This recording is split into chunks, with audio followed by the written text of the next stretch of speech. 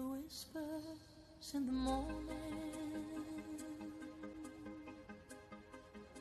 of lovers sleep and tight are rolling by like thunder now as I look in your eyes. I hold on to your body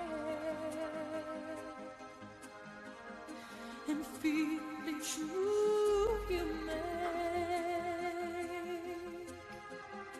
Your voice is warm and tender, a love that I could not forsake,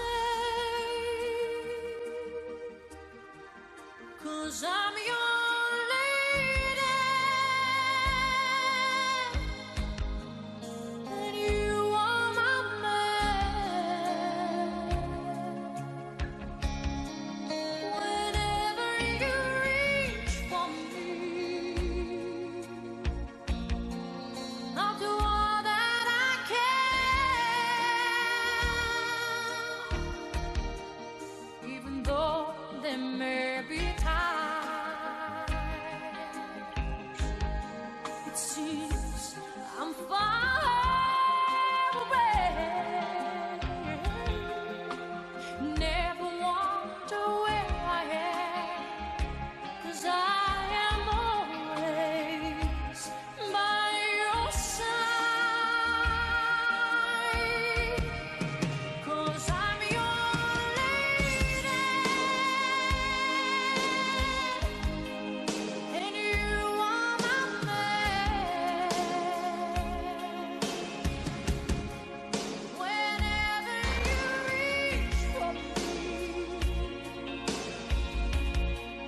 I'll do all that I can.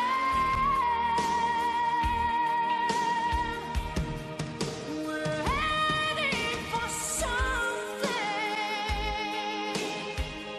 somewhere I've never been. Sometimes I am frightened, but I'm ready to learn all the power of love.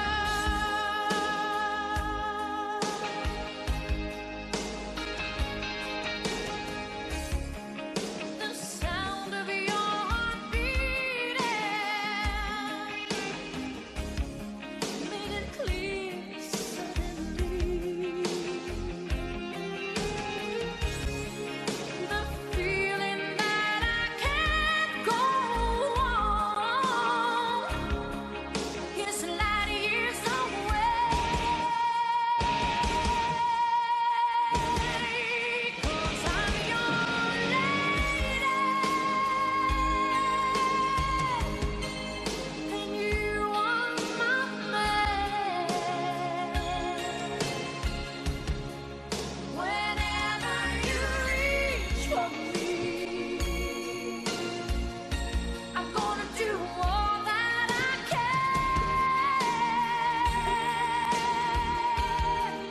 We're heading for something, somewhere I've never been. Sometimes I am frightened, but I'm ready to learn of the power of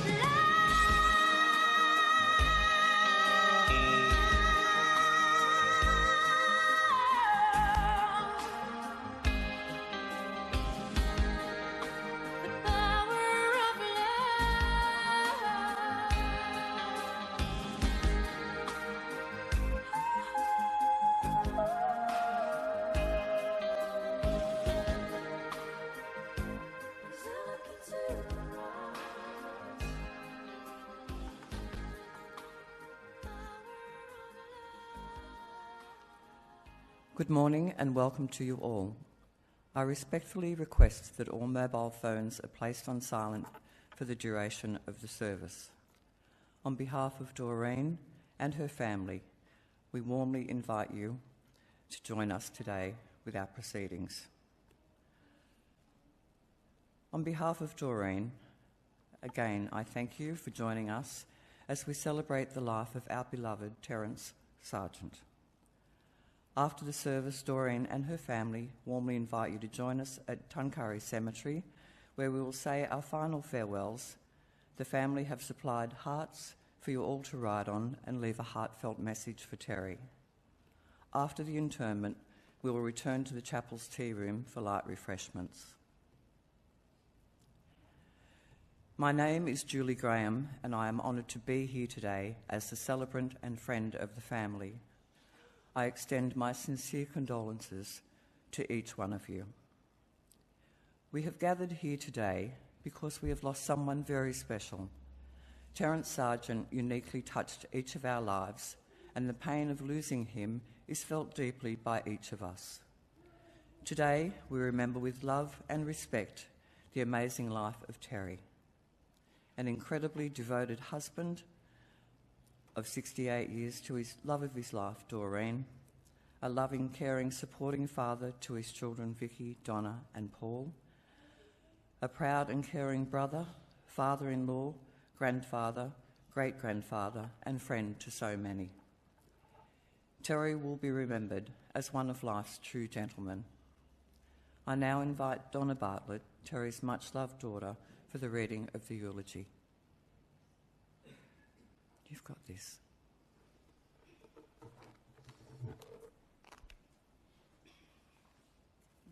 Yeah.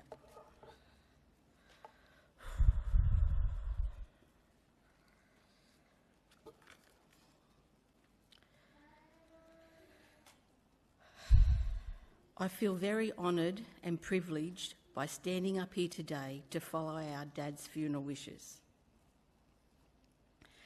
Our dad, he wasn't just an amazing dad, he was an incredible human being.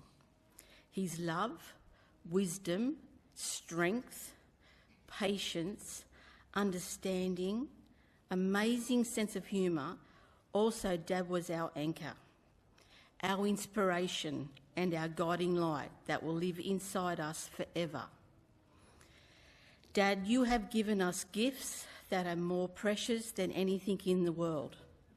We love you more than words can express. In this moment and in every moment, you are and always will be our hero, role model and everything a dad could be. Your memory is our source of strength, and we honour you by living the values you instilled in us. Though you're no longer with us, your spirit lives on in the laughter, love and cherished memories we hold dear. Your legacy is a testament to the incredible father you were. We would like to thank the amazing staff and support from Sunrise Home Care, which Dad had his home care package with them. Such a wonderful, caring team that went above and beyond, and to be able to work with them side by side. You have become part of the family. I would also like to thank Dad's specialists for over the years, and also Dad's GPs, Dr. Clemenson, Dr. Hamby and Dr. Crawley. So caring and so compassionate.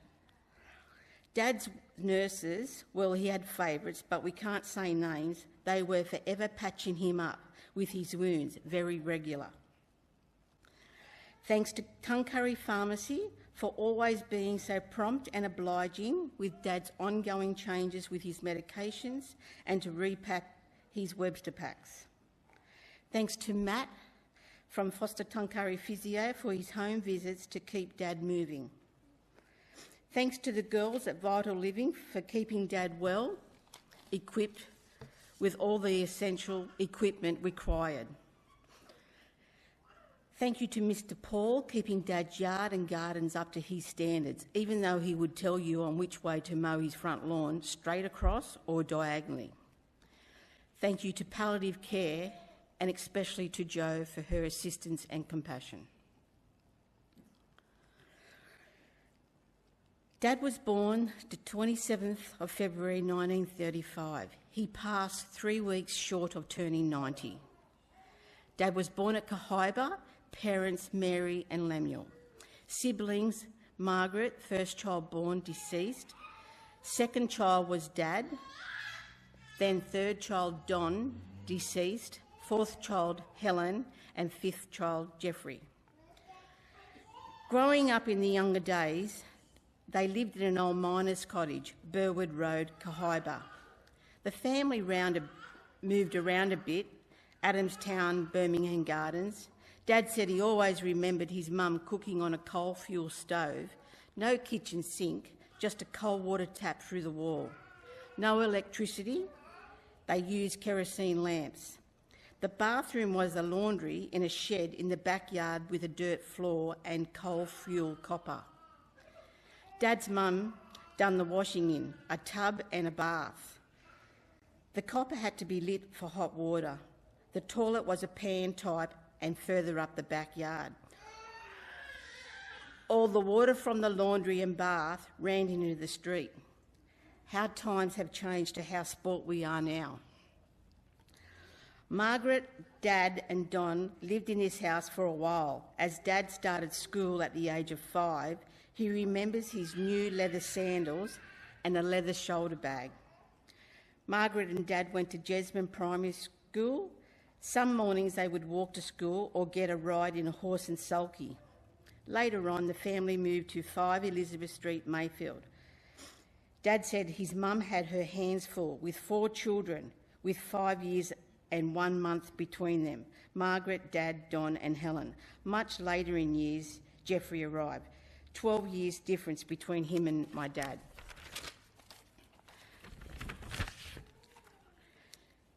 Dad and Don did a lot together, always out and about and always mischievous. Dad said his mum was always cooking and sewing. When they moved to Mayfield, Dad was aged 9. Margaret, Dad and Don started school at Mayfield West Primary in Bull Street. This was about 2 miles to walk each way every day to school. There was no buses, hardly any cars in those days, as petrol was rationed. During the war years, just about everything was rationed. Families were issued with ration books with tear-out coupons stamped with the week. They could be used for butter, tea, sugar, meat, flour, biscuits, which they never got anyway, and also clothing and shoes. Dad said they were tough days. To get biscuits, Dad would ride his push bike to Arnott's factory in Cooks Hill. With a pillar slip, he'd join the queue and pay for a variety of broken biscuits, which they had for breakfast with hot water and milk. How times have changed now. When Dad was 10 years old, he took an interest into boxing. He joined the Police Boys Club to learn how to fight properly. He would catch a tram. The club was upstairs over the Civic Theatre, a big boxing ring with punching bags, lots of kids all older than Dad. He was told to learn to box, not punch. Dad said he learnt to spar against an older boy and to duck and weave to avoid the punches. Dad really enjoyed it, even though he was hit plenty of times, but they were big gloves and he didn't really get hurt. But Dad became good at it. Dad had the opportunity with Don to go to the stadium to watch a real fight. He saw the Sands brothers, George and Clem, fighting that night. He said it was great. This is how Dad started his collection of boxing photos and newspaper clippings and made a scrapbook. This became Dad's hobby. Dad started to get odd jobs after school, a little pocket money. He did this for a fair while, even when he started high school at Maris Brothers, Hamilton, still enjoying his boxing, and took up another sport, playing rugby league. Dad left school in 3rd year high school. Dad got an apprenticeship as a compositor in the machinist printing industry at Mr. Pogonoski's. Dad met Mum when he was 16 and Mum was 15 at the Strand Theatre, a movie night. Dad was with a group of his footy mates. Dad spotted Mum out, a gorgeous little blonde, he said. He went over to her and asked her if she would like a seat. That was smooth work, Dad. Dad told the boys to move along. Mum sat down and Dad stood and watched that Mum wouldn't leave. The movie had finished, Mum got up and left. Dad followed Mum to the bus stop. Dad asked Mum, "Where do you live?" Mum replied, "At Waratah, bus 217. Mum told Dad he could not take her home as her mother was at the other end of the bus line waiting for her. Dad stalked Mum down. He knew she played netball for the Seagulls, rode his bike to National Park, spotted Mum in her tartan uniform with a fresh white blouse. Dad watched Mum play netball, then he asked Mum would she like to meet him at Nobby's Beach tomorrow, as Dad was a member. Their romance blossomed. Then Dad found out that Mum worked at the printers as well. They would meet for lunch every day, fish and chips sitting on the back steps. Dad finally met Mum's parents. Dad had already met Pug, that was Dad's nickname. He would go with Mum to watch Dad play footy, and he was fine with Mum having a boyfriend. Mum's mother ruled the roost, but a lovely lady accepted Dad as Mum's boyfriend. When Mum was 18 and Dad 19, they had the approval to get engaged. Dad was called up for the National Service, which he really enjoyed until a tragedy happened early hours in the morning, the 8th of March 1954. They did a 70 years Remembrance Day last year, and Dad was interviewed by ABC Newcastle Radio, Paul Turton. That was a big day for Dad. Very emotional and also very privileged to tell his side of the story. Mum and Dad got married the 26th of January 1957 at Hamilton. Dad said this was his proudest achievement on marrying his wife. They bought a 1952 Holden Ute, BDM 681. I am sure we will find the rego papers in Dad's archive somewhere. He keeps a lot of paper. They spent their first night at Belmont Hotel, then headed to Melbourne. They both got jobs. Mum became homesick and returned back to Newcastle and resided in Stockton.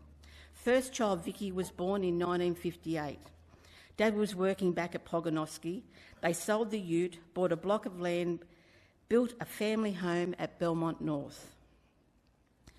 Dad joined the police force, went to training at Redfern in 1961. Their second child, Donna, was born in 1961. Over Dad's police force years, he was always stationed in the Newcastle area. Dad was in uniform whilst a constable. Their third child, Paul, was born in 1964. By this time, Dad was a detective constable, first class. In 1971, Dad became detective senior constable.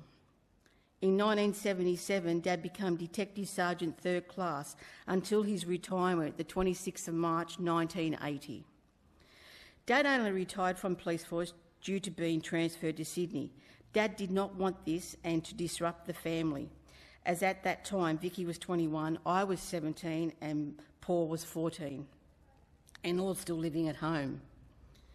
Dad chose his family life over his career, which he did not regret, but if that transfer did not happen, I am sure Dad would have stayed in the force for many more years. So that's when Dad and Mum decided to purchase a business, a news agency at Dora Creek. Then after a few years, sold the business. Vicky and myself were both married, only Paul at home.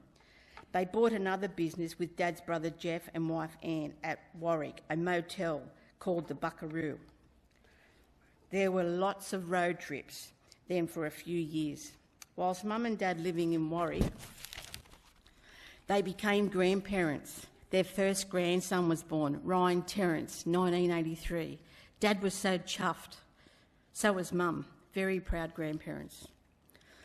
The motel was sold and Dad and Mum moved to Foster, purchased a villa. Dad was only 50 years of age, kept working for a local builder as a labourer.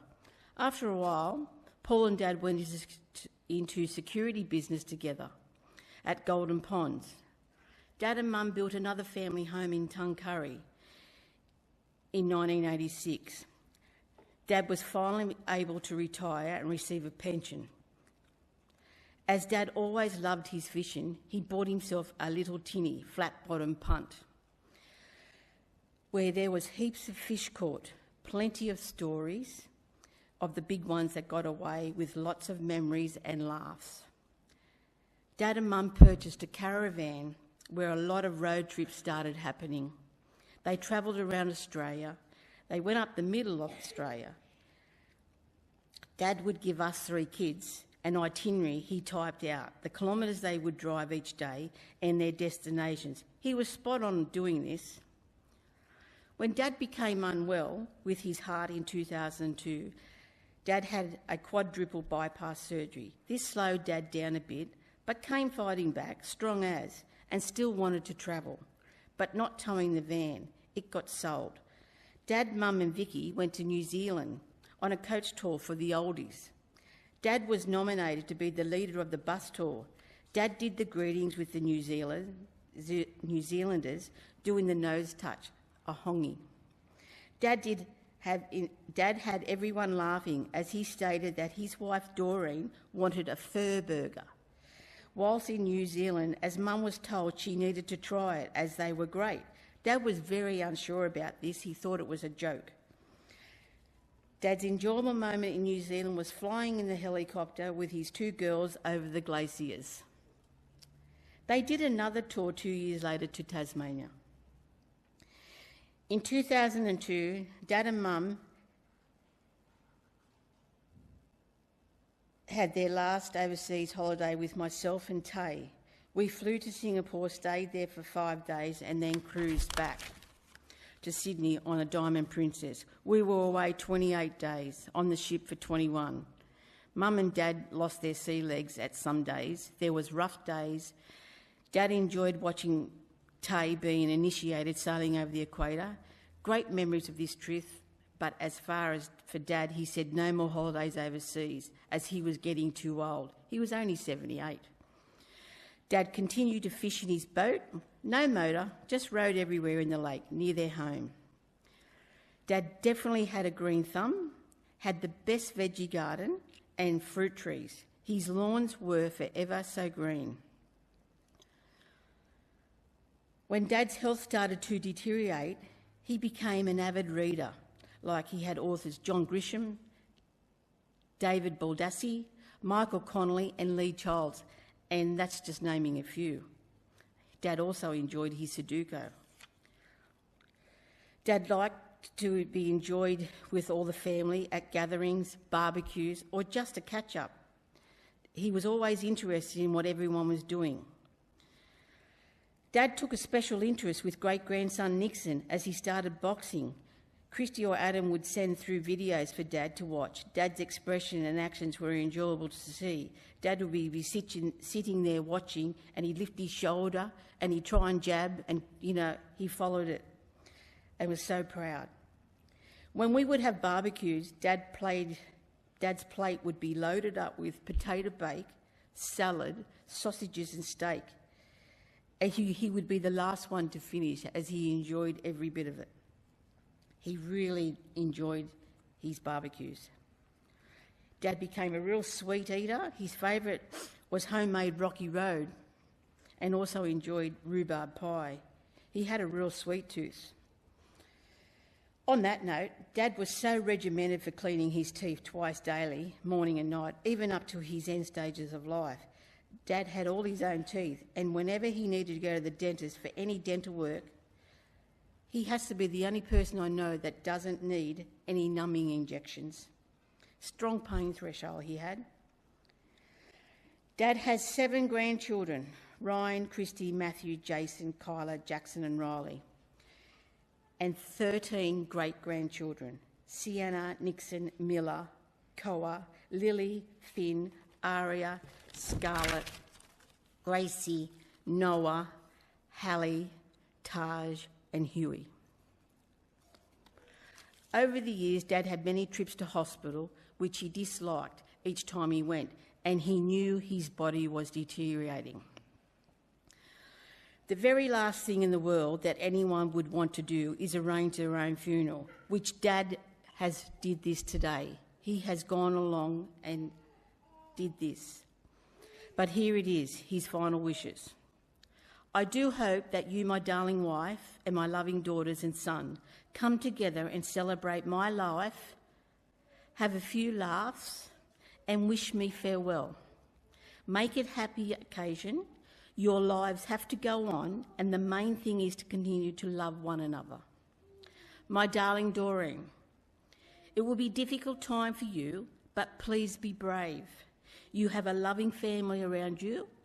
I thank you with all this old heart of mine for all your love and care since the first day we met at the Strand Theatre 1951. I honestly don't know how you put up with me some of the time. You are truly a most caring and loving lady. Dad stated many years ago that he did not want to go into care. He wanted to stay at home. Dad got his wish. We nursed Dad at home right until the very end. Dad was comfortable, pain-free, surrounded by all his loving family. Dad was so very thankful for all the support and care he received at home. He said he was a lucky man, a very lucky man. Well, Dad, this just does not feel real. We were not ready to let you go. We are expecting you to be here with us. Goodbye, Dad. You will always live on in our hearts.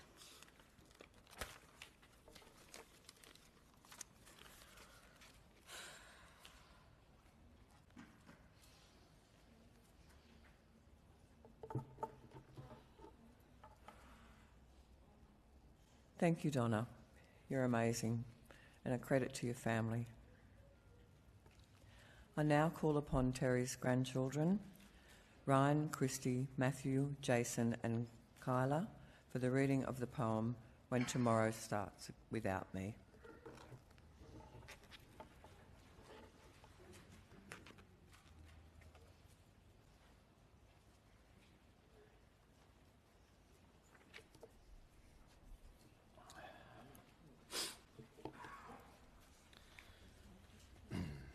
When tomorrow starts without me.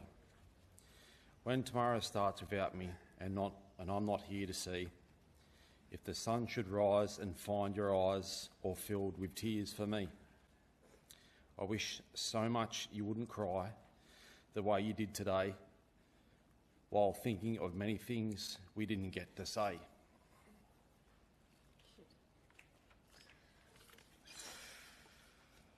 I know how much you love me as much as I love you. And each time that you think of me, I know you'll miss me too. While tomorrow starts without me, please try to understand that an angel came and called my name and took me by the hand.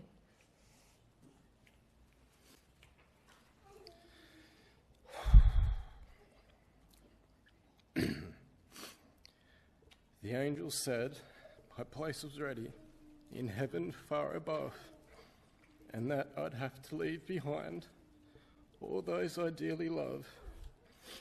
But as I turned to walk away, a tear fell from my eye. For all my life, I've always thought I didn't want to die.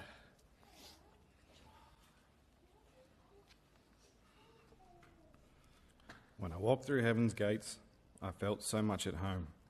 God looked down and smiled at me from his golden throne. He said, "This is eternity and all I have promised you. Today your life on earth has passed, but here it starts anew." So when tomorrow starts without me, don't think we're far apart. For every time you think of me, I'm right here in your heart.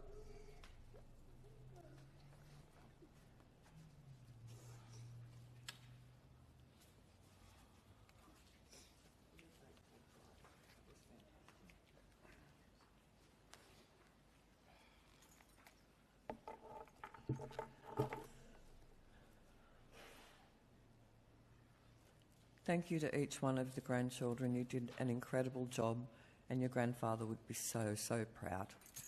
And I'm not going to cry. Ladies and gentlemen, we will now enjoy the family's visual tribute to Terry.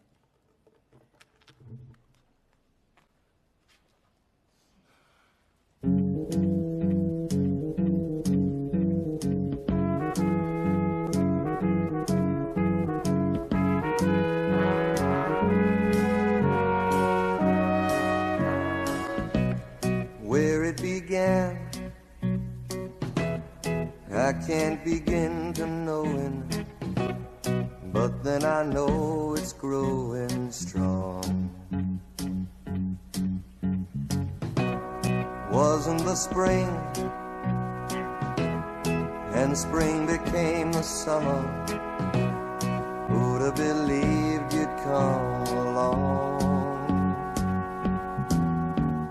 Hand, touching hands, reaching out, touching me, touching you. Sweet Caroline, good times never seem so good. I've been inclined to believe there never was, but now I look at the night and it don't seem so lonely. We fill it up with only two. And when I hurt, hurting runs off my shoulders. How can I hurt when holding you? Warm, touching warm, reaching out, touching me, touching you.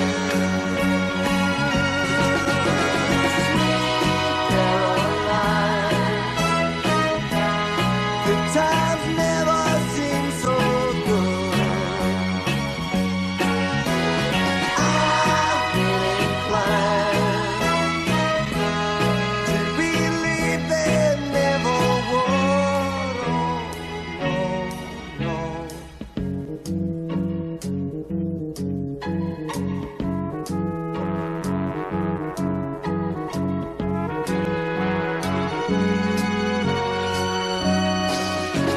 Sweet Caroline,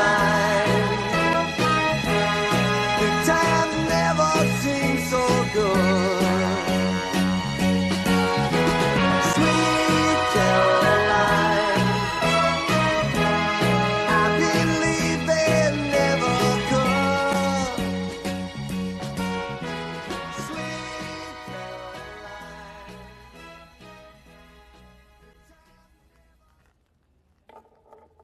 I think the main message we've got today is about the love of a man that was so genuine, kind and strong. We were all lucky to have him in our lives. We'll now take a moment for each of you to place your hearts on Terry's casket. Tell you that I never thought I would, but I believe you really ought to know.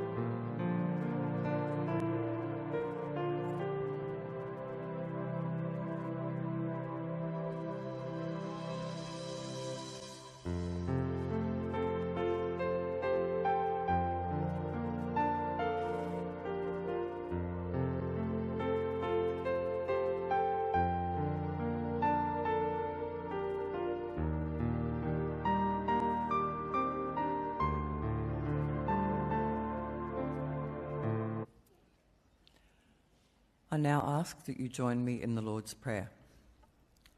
Our Father, who art in heaven, hallowed be thy name. Thy kingdom come, thy will be done, as it is on earth as it is in heaven. Give us this day our daily bread, and forgive us our trespasses, as we forgive those who trespass against us. Lead us not into temptation, but deliver us from evil. For thine is the kingdom, the power, and the glory, forever and ever. Amen. Family and friends, this brings to conclusion our chapel service as I welcome and call forward Tay, Paul, Ryan, Adam, Dean, Matthew, Jason and Riley to proudly accompany Terry on his final journey for interment at Tuncurry Cemetery.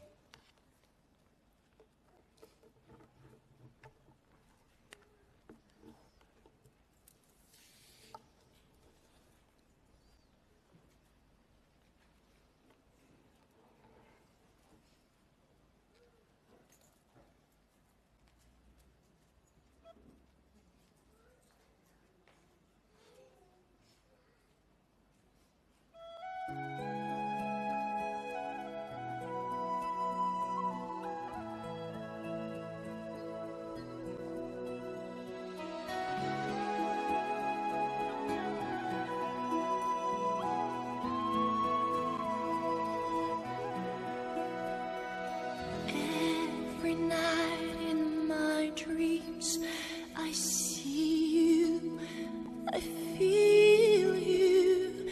That is how I know you. Go on. Far across the distance and spaces between us, you have come to show you. Go on.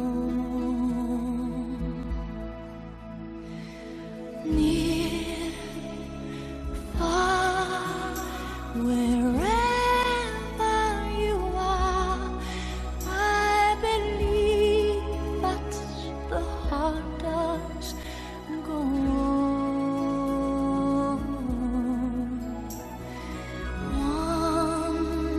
Once more, you open the door, and you're here in my heart, and my heart will go on and on.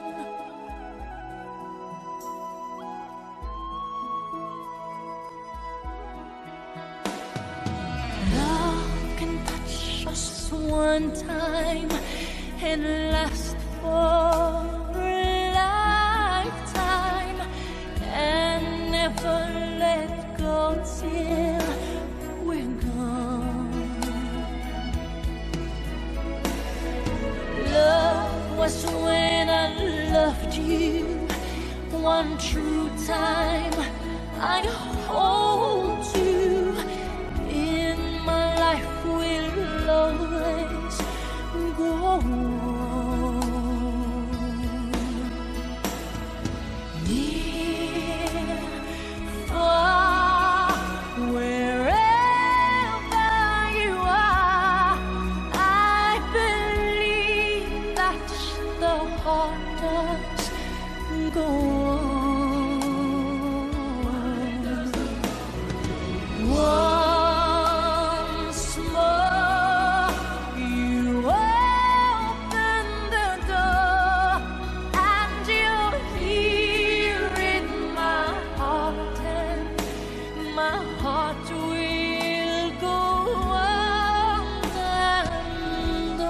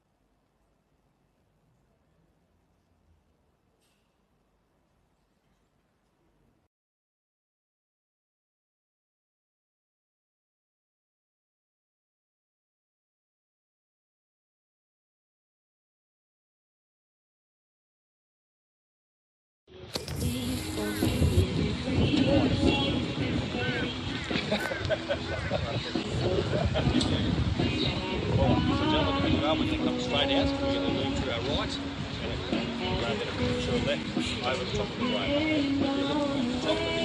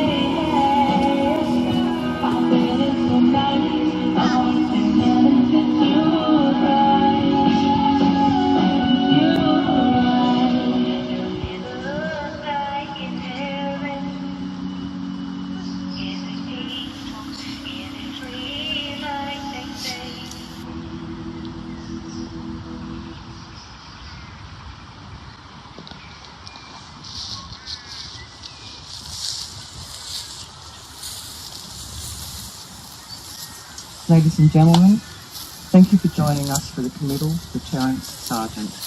I now call upon Donna, who has a poem that was actually written by her dad to his beautiful wife, Dorothy.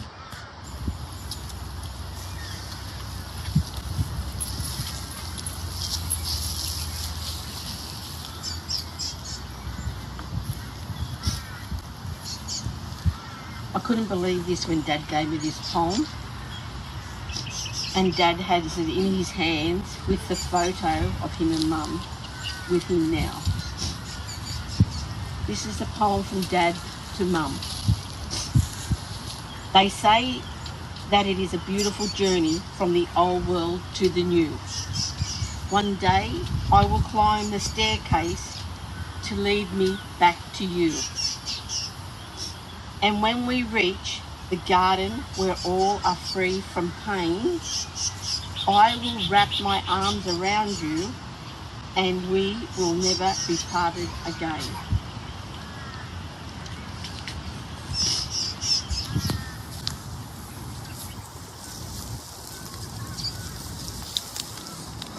Thank you, Donna.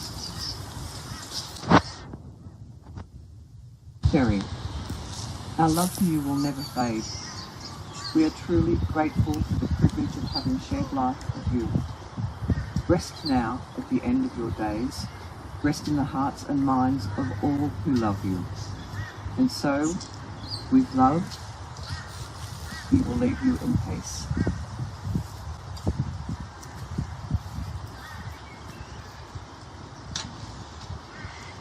And with respect, we bid you a fond farewell as we commit you to your eternal resting place.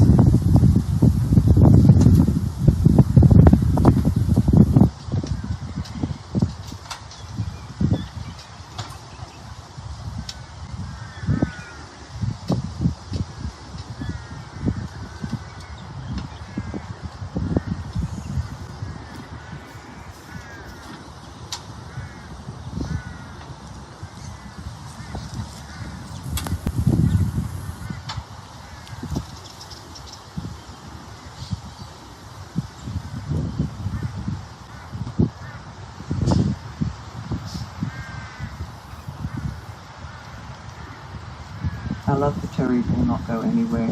You'll always feel his presence around you. He'll be there to look after you and care for you. Rest in peace, Terry.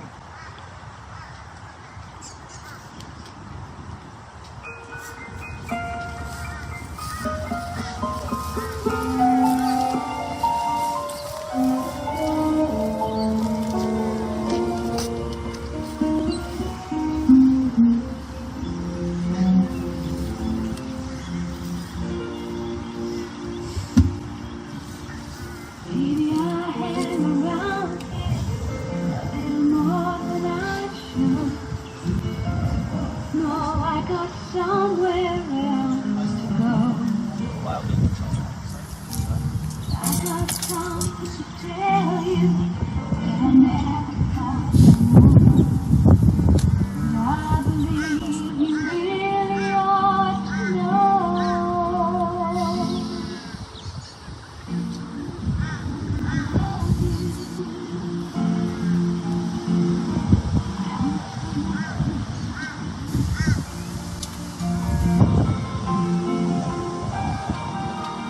You don't have to answer. I see it in your eyes. Maybe this is never understand. It's simple. You must realize that it's coming from my heart and not my head.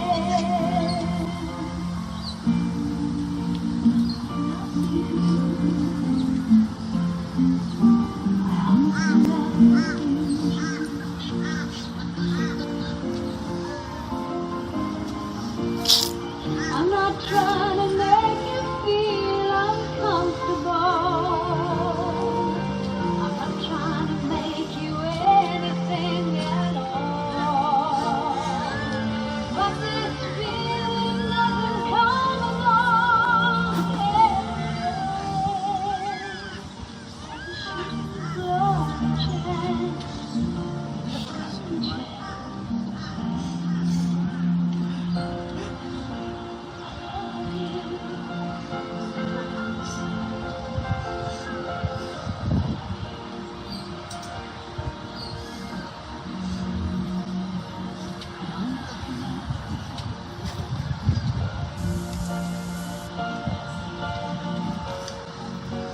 if we both were born in another space and time, no one might be ending.